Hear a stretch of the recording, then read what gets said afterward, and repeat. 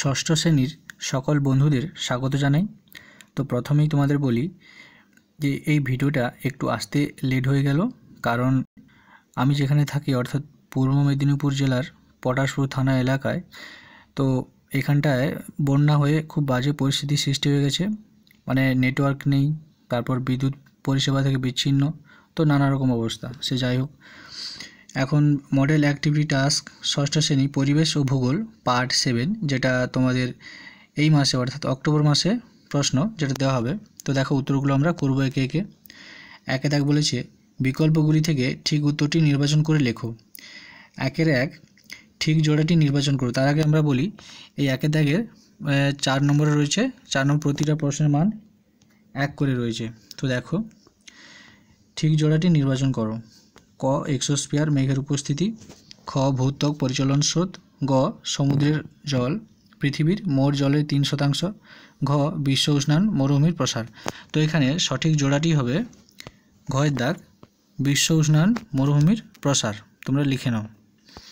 তারপর 1-2 বলেছে আন্টার্কটিকার স্থায়ী বাসিন্দা পেঙ্গুইনদের প্রধান খাদ্য হলো ক সিল, খ তিমি, গ ক্রিল, ঘ অ্যালবার্টস।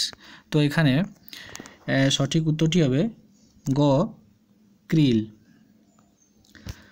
তারপর 1-3 বলেছে সূর্যরশ্মির যে অংশ পৃথিবীর বায়ুমণ্ডলকে উত্তপ্ত না করে সরাসরি মহাশূন্যে ফিরে যায় তাকে বলে ক পার্থিব বিকিরণ, খ কার্যকরী সৌর বিকিরণ, গ ইনসোলেশন, ঘ অ্যালবেডো। তো এখানে সঠিক উত্তরটি হবে ঘ অ্যালবেডো।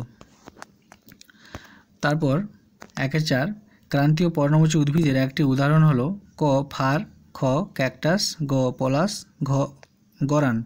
তো এখানে সঠিক উত্তরটি হবে গ পলাশ। তারপর 2 দাগ কি বলেছে একটি বা দুটি শব্দে উত্তর দাও। এখানে 2 দাগের কটা প্রশ্ন রয়েছে দেখো, 4টা প্রশ্ন রয়েছে। 4টা প্রশ্নের জন্য এখানে 4 নম্বর বরাদ্দ রয়েছে, প্রতিটা প্রশ্নের মান 1 করে। তো দেখো 2-1 বলেছে পৃথিবীর বাইরের শক্ত আবরণ কি নামে পরিচিত। আমি প্রশ্নগুলো 4টা প্রথম পড়ে নিচ্ছি, তারপর তোমাদের উত্তরগুলো আমি দেখাবো। 2 দাগ বলেছে আন্টার্কটিকা শব্দটির অর্থ কী। 3 দাগ কোন গোলার্ধে সমষ্ণ রেখাগুলি পরস্পর থেকে দূরে অবস্থান করে। 4 দাগ ভারতের মূল ভূখণ্ডের দক্ষিণতম বিন্দু কোনটি। তো চলো আমরা উত্তরগুলো এখন দেখে নিই।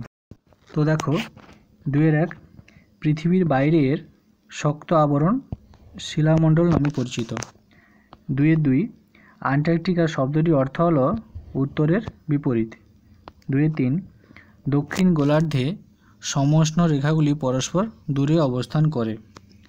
তারপর 2-4 ভারতের মূল ভূখণ্ডের দক্ষিণতম বিন্দু হলো বিন্দুর নাম কন্যাকুমারিকা। এরপর আমরা 3-এর প্রশ্নে আসবো। কি বলছে সংক্ষিপ্ত উত্তর দাও। কটা রয়েছে এখানে, দুটো প্রশ্ন রয়েছে।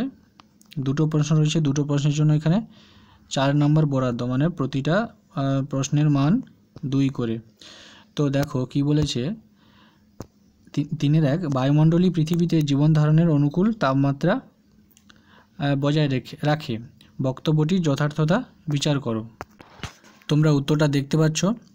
দেখো পৃথিবীকে ঘিরে বায়ুস্তর না থাকলে অন্যান্য গ্রহের মতোই পৃথিবীও প্রাণহীন হয়ে যেতে পারত। বায়ু ছাড়া উদ্ভিদ ও প্রাণীর বেঁচে থাকার উপায় হতো না। সূর্যের তাপে পৃথিবী উত্তপ্ত হয়, আর দিন ও রাত মিলিয়ে ওই তাপ ধীরে ধীরে বেরিয়ে যায়। বায়ুমণ্ডল না থাকলে সূর্যাস্তের পর হঠাৎ ভীষণ ঠান্ডা আর সূর্যোদয়ের পর হঠাৎ প্রবল গরম হয়ে যেত পৃথিবী। বায়ুমণ্ডলের জন্য পৃথিবীতে জীবন ধারণের অনুকূল তাপমাত্রা বজায় আছে। এছাড়াও প্রতিদিন প্রায় 10,000 কোটি ছোট ছোট উল্কা পৃথিবীর দিকে ছুটে আসে, কিন্তু বায়ুমণ্ডলের সাথে ঘষা লেগে গেলে জ্বলে ছাই হয়ে যায়। তারপরের প্রশ্ন 3-2 কি বলেছে দেখো আন্টার্কটিকার জলবায়ুর 2টি বৈশিষ্ট্য লেখো। তো দেখো তোমরা দেখতে পাচ্ছ, তো এখানে অনেকগুলো পয়েন্ট দেওয়া আছে। তো আমি যেগুলো টিক দিয়ে দেবো তোমরা সেই পয়েন্টগুলো তোমরা খাতায় লিখবে। তো পয়েন্টগুলো তোমরা লেখো। প্রথমটা লিখো অবস্থান, অবস্থানটা তোমরা তুলবে। দক্ষিণ মেরু বা কুমেরু বিন্দুকে কেন্দ্র করে এই মহাদেশটি অবস্থান করেছে। তারপরে পয়েন্টটা তোমরা লিখবে, 2 পয়েন্টটা লিখবে যে কি না বিশেষত্ব। মহাদেশটি পৃথিবীর উচ্চতম, শীতলতম, শুষ্কতম ও দুর্গমতম মহাদেশ। আচ্ছা, তারপরের পয়েন্টটা লিখবে তোমরা একবারে 6 নম্বর পয়েন্ট লিখবে। কি লিখবে? 6 নম্বর পয়েন্ট কি বলেছে দেখো, মেরু প্রভা। আন্টার্কটিকায় একটানা 6 মাস রাত্রি চলাকালীন কুমেরু প্রভা নামক এক মেরুজ্যোতি দেখা যায়।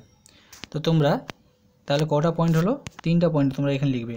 1 অবস্থান লিখবে, 2 বিশেষত্ব লিখবে, আর হচ্ছে 6 নম্বর লিখবে মেরু প্রভা লিখবে। তারপরের প্রশ্ন 4 দাগ কি বলছে দেখো, নিচের প্রশ্নটির উত্তর দাও। 4.1 পৃথিবীর তাপমণ্ডলের একটি চিহ্নিত চিত্র অঙ্কন করো। তো এটা কত নম্বরের? এটা হচ্ছে 3 নম্বরের প্রশ্ন, মানে প্রশ্নের মান 3। আচ্ছা, তো আমরা এখন চিত্রটা আমরা দেখে নেব। তো তোমরা ছবিটা দেখতে পাচ্ছ। এই ছবিটা তোমাদের যে পাঠ্য বই রয়েছে, টেক্সট বই, সেই টেক্সট বইয়ের 52 নম্বর পেজে রয়েছে এই ছবিটা। পৃথিবীর তাপমণ্ডল কত নম্বর পৃষ্ঠায় রয়েছে? তোমাদের বইতে 52 নম্বর পৃষ্ঠায় রয়েছে। এই চিত্রটা তোমরা খাতায় ভালো করে পেন্সিল দিয়ে এঁকে দেবে এবং তাতে সবগুলো নাম লিখবে, কোনটা কি রেখা, রেখাটা কত ডিগ্রি, সব কিছু তোমরা লিখে নেবে। তো এটা তাহলে তোমাদের বইতে রয়েছে ছবিটা, তোমরা দেখে থেকে লিখে ছবিটা এঁকে নেবে। কত নম্বর পৃষ্ঠায় রয়েছে? 52 নম্বর পৃষ্ঠায় রয়েছে। আমি একবার বলে দিচ্ছি তোমরা কি কি লিখবে। তো ছবিটা প্রথম বৃত্ত করবে, তারপরে একবারে মাঝখান দিয়ে এই যে নিরক্ষরেখা গেছে এটা টানবে, এর মান দেবে 0 ডিগ্রি। তো নিরক্ষরেখা থেকে এই যে উত্তরে দেখো কর্কটক্রান্তি রেখা, এর মান কত? 23 ডিগ্রি, 23.5 ডিগ্রি উত্তর। আর দক্ষিণে মকরক্রান্তি রেখা, এর মান কত? 23.5 ডিগ্রি দক্ষিণ। তো এই যে মিডিল বরাবর এই যে পোর্শনটা, এটা কি এই যে একটু লাল কালার করে দেওয়া আছে, তো এটা হচ্ছে উষ্ণমণ্ডল। তারপরে ঠিক তার উপরে দেখো তোমরা দেখতে পাচ্ছ এই যে কর্কটক্রান্তি রেখা থেকে একেবারে সুমেরু বৃত্ত পর্যন্ত, সুমেরু বৃত্তের মান কত? 66.5 ডিগ্রি উত্তর। তো এই পোর্শনটা এটা কি আছে? একটু হলুদ কালারের। তো এটা কি? এটা হচ্ছে উত্তর নাতিশীতোষ্ণ মণ্ডল। ঠিক এর দক্ষিণে মকরক্রান্তি রেখা থেকে, মকরক্রান্তি রেখার মান কত? 23.5 ডিগ্রি দক্ষিণ। তো এই মকরক্রান্তি রেখা থেকে একবারে দক্ষিণে কি? কুমেরু বৃত্ত রেখা। কুমেরু বৃত্ত রেখার মান কত? কুমেরু বৃত্ত রেখার মান এই যে দেখতে পাচ্ছ 66.5 ডিগ্রি। কত? 66.5 ডিগ্রি দক্ষিণ। তো এই যে হলুদ রঙের এই যে পোর্শনটা, এটা এই মকরক্রান্তি রেখা থেকে কুমেরু বৃত্ত রেখা, এই এতটা কী হবে? এটা দক্ষিণ নাতিশীতোষ্ণ মণ্ডল। তারপরে তারপর নিচে দেখতে পাচ্ছ এই যে কুমেরু বৃত্ত রেখা থেকে একবারে দক্ষিণ মেরু, কুমেরু বৃত্ত রেখা থেকে একবারে দক্ষিণ মেরু। এইটি যে সবুজ রঙের যে এই যে নীল রঙের অংশটা, এটা হচ্ছে কি? এটা হচ্ছে হিমমণ্ডল। ঠিক একইভাবে ঠিক উত্তরে দেখো সুমেরু বৃত্ত রেখা থেকে এই উত্তর মেরু, এই যে নীল রং অংশটা, এটা হচ্ছে কি? হিমমণ্ডল নামে পরিচিত। আচ্ছা, তো তোমরা বইতে 52 নম্বর পৃষ্ঠায় তোমরা এই ছবিটা দেখে থেকে সুন্দর করে খাতায় এঁকে দেবে।